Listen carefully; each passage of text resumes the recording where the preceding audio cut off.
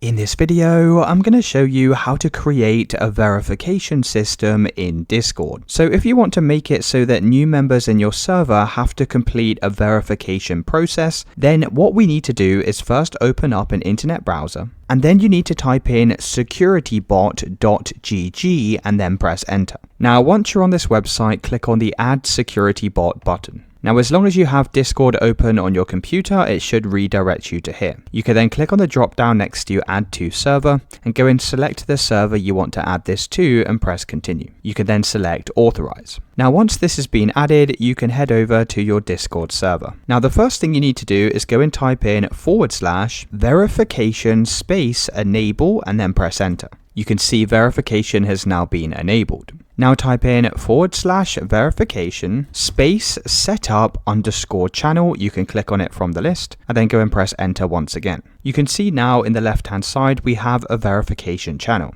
Now type in /verification space type and then click on this option here. You then need to go and select how you want people to verify on your server. So you can select web capture, capture code, or one-click verification. I'm going to select one-click verification, then press enter. You then need to click on your server name in the top left-hand side and click on server settings. In the left navigation, click on roles. Now, if you scroll down, you'll see this unverified role, and this is the role people will be assigned when they first join your channel. So we now need to create a role for what happens when people are verified. Click on create role and then give your role a name. I'm going to call this verified. You can assign a color to the role. You can click on permissions and you can go and set what you want people to be able to do once they're verified. So you probably want to enable things such as view channels, and this really just comes down to personal preference. You can then go and press save changes. Now type in /verification space set _ verified. Click on this one here. You can then click on role, and this is where you need to select your verified role that we just created. Then go and send this in the chat. So now once people join your server, they'll need to complete this verification. Once they've been verified, they'll receive this verified role. Let me know in the comments if you found this video helpful.